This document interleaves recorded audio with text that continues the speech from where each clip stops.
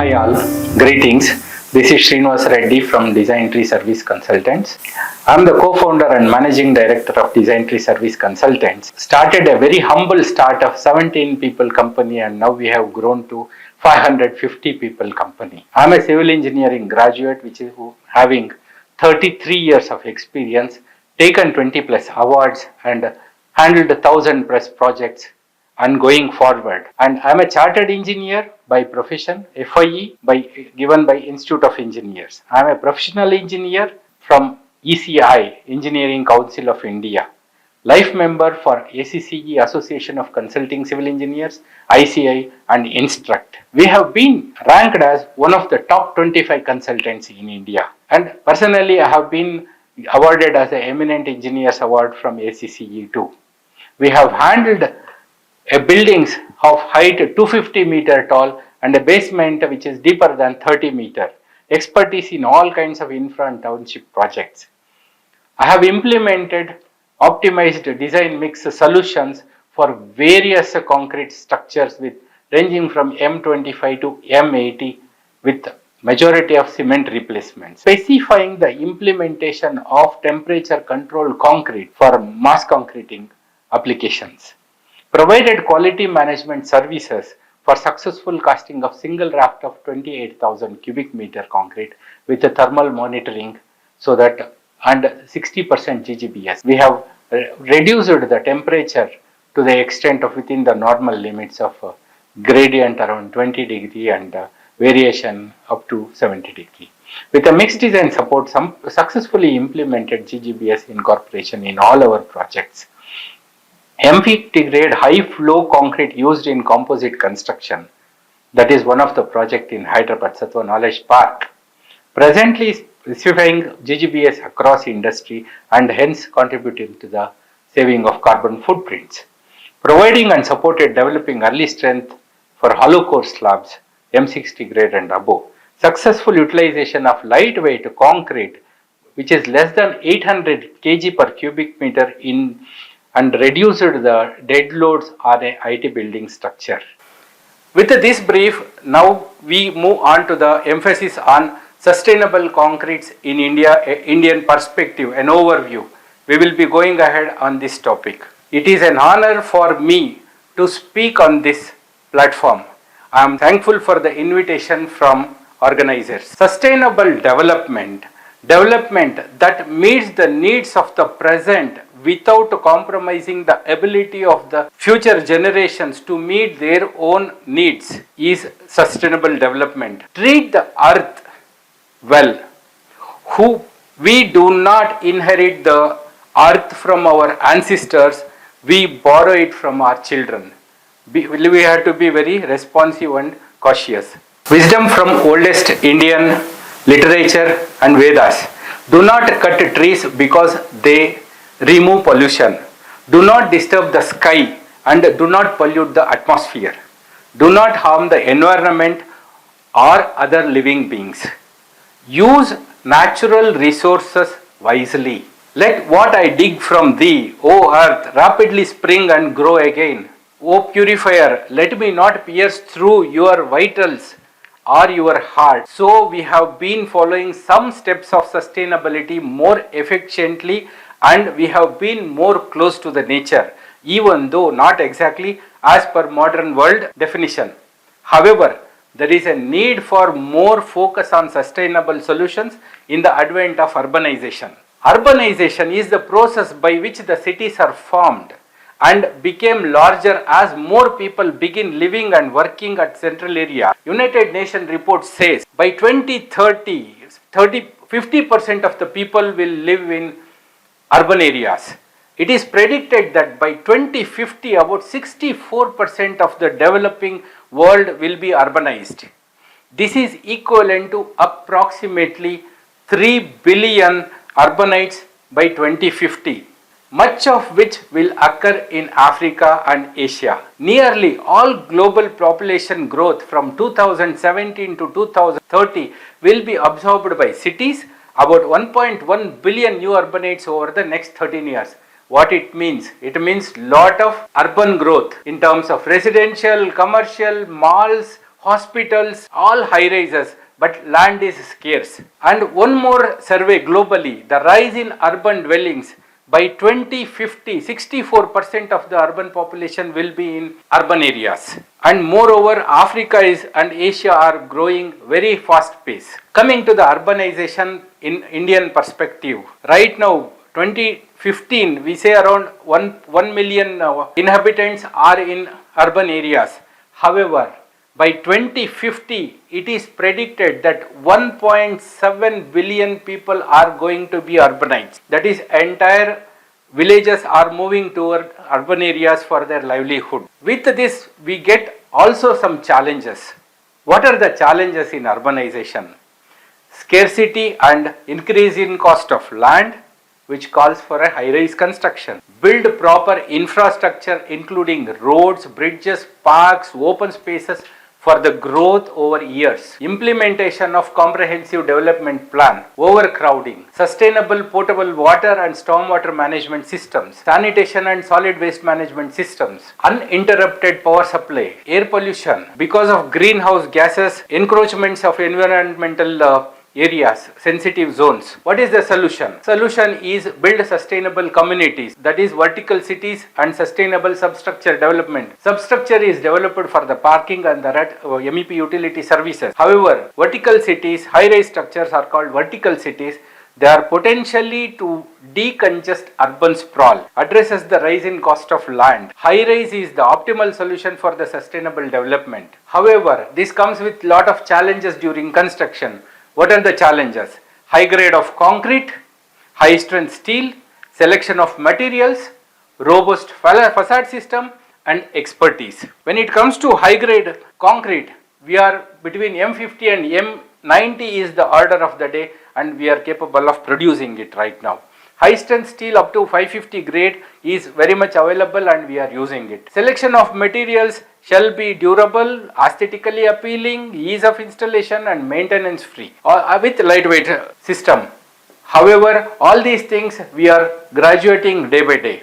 Robust facade system which shall take care of the temperature and wind resistances along with the sway. So your facade system should be durable enough to take care of the parameters. Regarding when it comes to expertise, with Association of International Structural and MEP Consultants, Indian architects, consultants and construction professionals are competent in independently spearheading high-rise projects up to 250 meters and beyond. However, there is a need to equip Indian contractors to become well versed with concept of logistics, site surveys, quality and systems during construction. Ready-mix concrete. The first ready-mix company started in India in 1993 and it has been a great no-looking back journey from 8 bags mix for a M25 grade mix to currently optimized solutions. Currently, India produces 380 million metric tons of cement.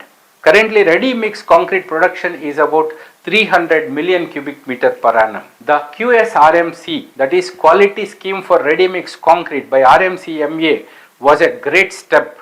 This laid foundation for certifying ready-mix plants which are following a set of quality systems. QAQC systems as per IS 4926 was basis for a checklist. All this because of pillars of the quality sustainable concretes. From the days of site mix concrete to a great extent, mechanized, computerized, fully automated batch plants along with modern trucks to carry and deliver high capacity pumps have made a positive impact in providing quality that is required by the industry. Evolution of concrete. There has been a paradigm shift in approach by cement companies in production of cements, keeping in view the CO2 emission reductions. Even as we talk on reduction of CO2 emissions, some Indian companies have already reached lower than 500 kg CO2 per ton against global average of 600 kg CO2 per ton.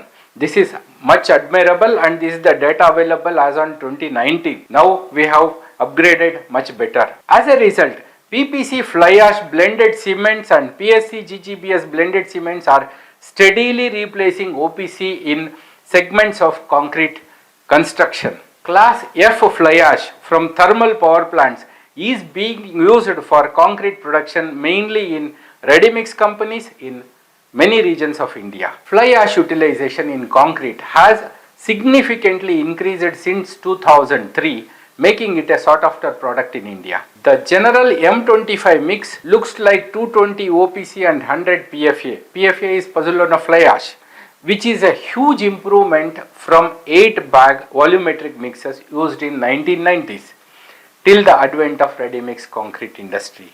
The concrete are incorporated with 15% to 35% of fly ash. GGBS is one more mineral admixtures is being used in ready-mix concrete production in various ways. A typical M25 mix used to take 400 kg OPC, then with PFA it came down to 320 kgs. Now with GGBS we are using 160 kgs OPC with 160 kgs of GGBS. Such is the impact of use of SCM like GGBS. SCM is supplementary cementitious material. The typical addition of GGBS is about 35 to 60% in ready-mix concrete industry. This has paved way for huge CO2 reduction and low carbon footprint in construction industry. In India, latest generation PCE based admixtures have made a huge impact in production of high strength, high performance concrete. After water reduction to the scale of 35% to 40% is made possible by use of concretes with very low water cement ratios like 0.22 or 0.3, which became easy to produce, transport and place in structures. In India, the traffic congestion is seen almost in every urban areas. Hence, super plasticizer have made and tweaked to give 3 to 4 hours of a slump flow. Some claim even 6 to 7 hours also. Use of mineral admixtures like microsilica, high fineness GGBS fly ash have made HSE, HPC easy to achieve. Cement reduction because of a patented micro mineral based additive, that is iCrete, has ability to enhance concrete properties and facilitate reduction in cement content by approximately 30 kgs. This is the typical design mix what we have done the trial mix. Adding iCrete, a patented mineral admixtures, to a range of 1.5 to 2% in our concrete as a trial mix. The results are tabulated in this. With a control no iCrete, with 260 kgs of cement and 260 kgs of GGBS, 50% replacement, with 0.31 water cement ratio and 3 hours retention, we got around 61.44 is the strength what we have achieved. However, after using iCrete, we have reduced cement content to 210 kgs as against 260, keeping the other parameters the same, with little bit of enhancement of the water to 0.32, we are in a position to achieve 64.41. So, iCrete has got a good potential for reducing the cement content in term carbon footprint. This is the M25 grade. Here we have consumed 40 kgs less. This is one of the product which we can consider for further reducing the carbon footprint. Absorption of technologies. Concrete industry, especially ready-mix concrete industry, has absorbed SECs and SDCs. SEC on a larger scale concrete structures have started using for columns, beams, shear walls, foundations. SEC has effectively proved its utility in greener and sustainable concrete. Wherever reinforcements are little dispersed, we are using SDC with higher concentration of coarse aggregates. Use of corrosion inhibitors, impermeability enhancers are also being thought of. We are also in the starting phase of using integral curing compound, which can save millions of liters of precious fresh water which otherwise would have been wasted or used for curing. In urban areas, most of ready-mix plants are using 100% crushed stone sand, which is eliminating usage of river sand or dredging of the river. And hence, inspired by these, plaster mortars are also right now are being produced from screened crushed stone aggregate. Lot of work has been done by academia in promoting recycled aggregate, but to come to a commercial project, it is taking some time. Wastewater from ready-mix plants are already being used for production of the concrete, and hence this is one more initiative towards the sustainability. Mountains of work has already been done to introduce geopolymers, which is totally cement free. Roads, residential buildings are built as a pilot projects using geopolymer concrete, but actual consumption, commercial applications are yet to see the light. To become environmental friendly and responsible concrete production shall implement green ways that we need to prioritize. Minimum emission of waste, improve energy efficiency, ensure excellent product quality to reduce CO2 emission, reduce concrete usage by reduction of thickness of the members, HSC, HPC or UHPC, ultra high performing concrete. Use less binder material, especially OPC. Use supplementary cementitious material. Use high performance chemical admixtures. With this, this is the concrete innovations what we have discussed all together. I am presenting a case study. One of the project of our CFI data center, we used for a raft which is around 22,800 cubic meter of concrete. We used 60% of the GGBS and 35% workability, reduction in the tune of 35% is the water reduction and 3 hours is the retention period. This is the concrete grades we used for that project. For raft we used M40 grade, 40 MPa. For others we have used 60 MPa, 40 MPa and 30 MPa respectively. This is the design mix we adopted after the trial mixes. Cement 200 kg, GGBS 300 kg, which is 60% is the replacement. This is the results what we could see. Third day we are at 70% of the required strength. 28th day we are at 47.52. We are little less on an average. However, 56th day we crossed 157%. And 90th day, astonishing, we have 183% VR. So M40 we are able to achieve at 28 days only. However, by 19th day we are 183% more.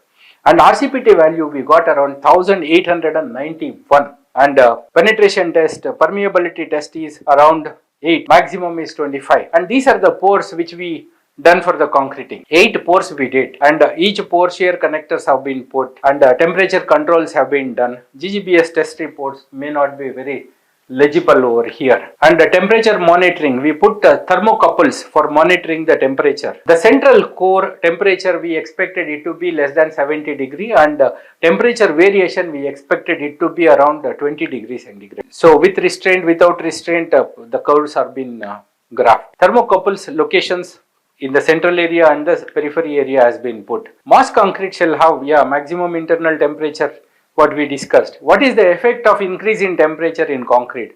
Thermal cracking, long-term durability effects, ultimate strength and modulus of elasticity. Mock-up we did before pouring the raft concrete, and we achieved 60 maximum temperature as against 70. Face of the member at one location 0.2 we achieved 46.8, which is around 13.2 degree variation, well within the limit. Marginally the other face we have increased, we got an increment by 20 degrees centigrade, which is marginally increasing. But what are the methods that we adopted? We adopted pre-cooling of the aggregates, use mineral admixture to up to 60%, then monitor the temperature controls, lay it in layers. Once the laying all is done, we applied curing compounds. Over the curing compound, we laid the thermocol sheets for insulation. Some of the photographs, how we done it. Aggregates, partition at a plant. They have been wetting of the aggregates with chilled water has been done. Resource of chilled water and ice flanks. The temperature of the water was maintained at 5 degrees centigrade. All transit mixer vehicle covered with hessian cloths and it is wetted periodically. Admixture sheds were all monitored very well. Placing of concrete temperature less than 25 degrees centigrade, and hence we are able to achieve the quality of construction. All cubes were casted, temperatures were monitored, application of curing compound. This is some of the photographs. After the curing compound, the top surface has been covered with LDPE sheets and thermocol.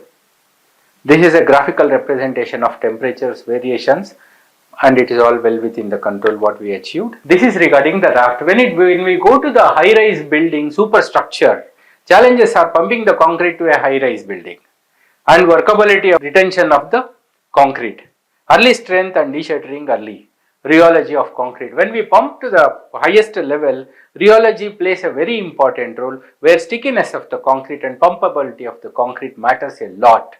For that, we did a separate analysis, and rheology was well within brought under control with all the design mixes. These are the design mixes what we used for particular buildings. May not be very legible.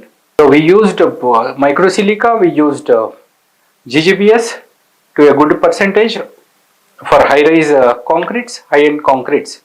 The rheology is a scientific description of flow. The rheology of concrete is measured with concrete rheometer, which determines the resistance of concrete for the shear flow. That is in Bingham model, and it is a function of both yield stress and plastic viscosity. For filling ability, slump flow test we have done, passing ability we have done, L box test, viscosity also is done. Some of the results which we have tabled it out, and all are self-compacting concrete. However, there are few technologies that are in pipeline like self-healing concrete, permeable concrete, 3D printing, and in terms of services, net zero building also could be achieved. With the experience of moving forward in the industry for 33 years and having good correlation and good interaction with all of academia and industry, we are able to come up to the innovation in concrete products and concrete production to this extent as I have enumerated in my presentation. Furthermore, with the global experience and suggestions, we would be in a position to do better sustainable concrete production, and any suggestions in this regard is always welcome. And thanks for the opportunity given to me for presenting emphasis on sustainable concrete, an Indian overview. Thank you very much.